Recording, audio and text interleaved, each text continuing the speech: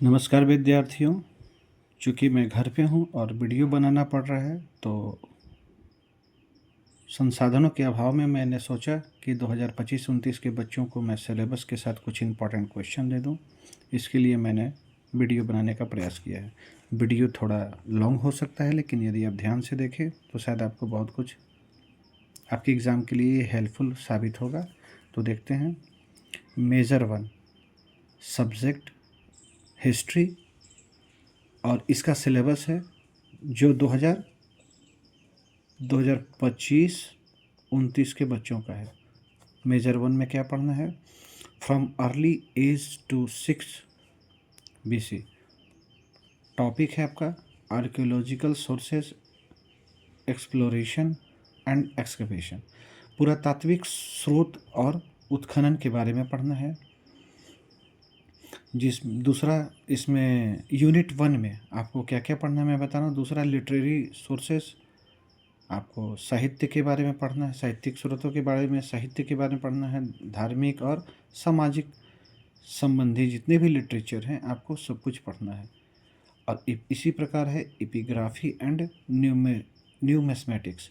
अब सिक्कों का अध्ययन और उत्खनन से जो भी चीज़ें प्राप्त हुई हैं अवशेष के रूप में, जैसे सिक्का भी वहीं से मिलता है, उन सारे चीज़ों को पढ़ना है। अब foreign accounts, Greek and Chinese.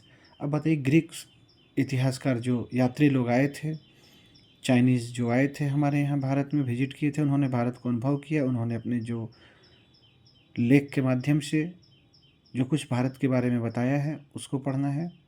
और इसके बाद यूनिट 2 में भी पढ़ना है आपको, from food gathered to product, settlement, distribution and tools, palaeolithic age, mesolithic age, neolithic age और चैल्कोलिथिक फेज। एज में बोलता हूँ, फेज लिखा हुआ है। अब इस सारे टॉपिक से, हड़प्पन सिविलाइजेशन से रिलेटेड ये सारा चीज़ आपको पढ़ना है। और इसके आगे ये यूनिट 1 हो गया, यूनिट 2 हो गया, यूनिट 3 हो गया, ये सब देख लिया। अब इसके बाद सिलेबस में ये है वैदिक पीरियड से रिलेटेड। कुल मिलाकर यूनिट 4 में आपको वैदिक पीरियड पढ़ना है, यानी कि वैदिक काल और उत्तर वैदिक काल दोनों आपको पढ़ना है। ये यूनिट 4 में हो गया। यूनिट 5 में हो गया कि वैदिक काल और उत्तर वैदिक काल, पोस्ट वैदिक पीरियड के बीच में जो चेंजेस आए, जो विकास हुआ, सामाजिक, आर्थिक, प्रशासनिक, उन सारे बिंदुओं पर आपको ध्यान देना है। इस सिलेबस को ध्यान में रखते हुए मैंने एक इम्पॉर्टेंट क्वेश्चन बनाने का ट्राई किया है, जिसे आप पढ़ सकते हैं। शायद ये आपके एग्जामिनेशन के लिए इम्पॉर्टेंट हो सकता है। तो ध्यान दें, पुरातात्विक स्रोतों से आप क्या समझते हैं? अन्वेषण और उत्खनन की प्रक्रिया का विस्तृत विवरण दें। पहला इंपॉर्टेंट क्वेश्चन हो गया। पुरातात्विक उत्खनन की वैज्ञानिक विधियों एवं उनके महत्व का आलोचनात्मक वर्णन करें। तीसरा क्वेश्चन है, प्राचीन भारत के धार्मिक साहित्यिक स्रोतों का विस्तृत विवरण कीजिए। प्राचीन भारत के धर्मनिरपेक्ष साहित्य स्रोतों का विश्लेषण कीजिए। साहित्यिक होगा, स्रोतों का विश्लेषण कीजिए। एपिग्राफी, अभिलेख विधा से आप क्या समझते हैं? प्राचीन भारत के इतिहास लेखन में अभिलेखों के महत्व का विस्तृत वर्णन करें। अशोक के अभिलेखों का ऐतिहासिक महत्व स्पष्ट करें। मुद्रा शास्त्र क्या है? न्यूमिस्मेटिक, जो मैंने पिछले जस्ट अभी सिलेबस में मैंने बताया था। प्राचीन भारतीय इतिहास के पुनर्निर्माण में सिक्कों के महत्व का वर्णन करें। इस प्रकार क्वेश्चन मैंने रेडी किया है। नेक्स्ट क्वेश्चन है, प्राचीन भारत के इतिहास लेखन में यूनानी लेखकों के विवरणों का आलोचनात्मक विश्लेषण कीजिए। फॉरनर आए थे भारत में, विदेशी यात्री जिन्होंने अपनी रचनाओं के माध्यम से भारत के बारे में बताया था, जिसमें यूनानी लेखकों का मैंने दिया है। प्राचीन भारत के संबंध में चीनी यात्रियों के विवरण का मूल्यांकन करें। चाइनीज़, यहाँ चाइनीज़ को उठा लिया मैंने।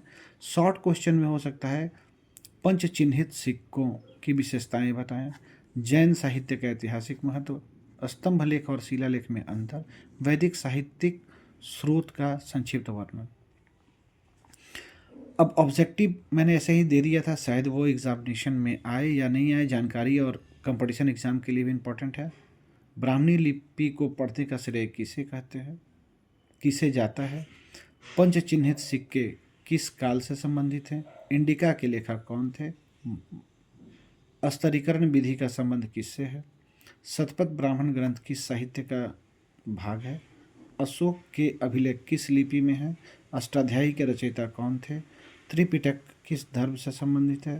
हेरोडोटस किस देश के इतिहासकार हैं थे, और मुद्रा शास्त्र का संबंध किससे है। इस प्रकार एक और क्वेश्चन है, विक्रम संवत किस वर्ष शुरू हुआ था। ये एक ट्रायल चल रहा है जिसमें आप देख लीजिए क्वेश्चन। नेक्स्ट क्वेश्चन है, प्राचीन इतिहास के स्रोत के रूप में विदेशी यात्रियों का संक्षिप्त विवरण दीजिए। भारतवर्ष की उत्पत्ति, अर्थ और अवधारणा पर चर्चा कीजिए। प्राचीन भारत में विज्ञान और प्रौद्योगिकी पर निबंध लिखिए। मुझे लगता है कि ये बिल्कुल वेरी वेरी इंपॉर्टेंट क्वेश्चन है। भारतीय दर्शन की अवधारणा के अर्थ और मुख्य विशेषताओं का परीक्षण कीजिए। हड़प्पा सभ्यता की सामाजिक संरचना की विशेषताएं लिखिए। हड़प्पा सभ्यता के धार्मिक विश्वासों का वर्णन करें। हड़प्पा सभ्यता के पतन के कारणों का विश्लेषण करें। और लास्ट पेज है, वैदिक काल में महिलाओं की स्थिति की विवेचना करें। वैदिक कालीन आश्रम व्यवस्था का विस्तार से वर्णन करें। वैदिक कालीन अर्थव्यवस्था पर निबंध लिखें। ऋग्वैदिक और उत्तर वैदिक समाज के बीच मुख्य सामाजिक और आर्थिक अंतरों का वर्णन करें। हड़प्पा सभ्यता की नगर योजना की मुख्य विशेषताओं का वर्णन करें। ये क्वेश्चन बहुत इंपॉर्टेंट है। सिंधु घाटी सभ्यता के सामाजिक और आर्थिक जीवन की विवेचना करें। इस प्रकार आप देख पा रहे हैं मैंने इंपॉर्टेंट क्वेश्चन को लिख दिया है। आप इसी के इर्द गिर्द क्वेश्चन बिल्कुल आएंगे। मुझे लगता है अगर आप इतना क्वेश्चन पढ़ लेते हैं, एक बार फिर से देख लीजिए, इसे नोट कर लीजिए और इसका आंसर तैयार करके आप तैयारी कर लीजिए। मुझे लगता है कि सेम क्वेश्चन अगर ना भी आए तो इसी से रिलेटेड शॉर्ट क्वेश्चन और लॉन्ग क्वेश्चन आने की पूर्ण संभावना है, क्योंकि मैंने पूरे सिलेबस के हिसाब से, आप देख रहे हैं जितना यूनिट है, इस यूनिट को देखते हुए यूनिट 1, 2, 3 इसके हिसाब से मैंने 4 और 5 पूरा क्वेश्चन तैयार किया है। तो उम्मीद है कि आप सब अच्छे से एग्ज़ाम देंगे, आपका एग्ज़ाम अच्छा जाए। बेस्ट ऑफ लक, आपका एग्ज़ाम काफ़ी अच्छा जाए, यही मैं ईश्वर से कामना करता हूँ। धन्यवाद।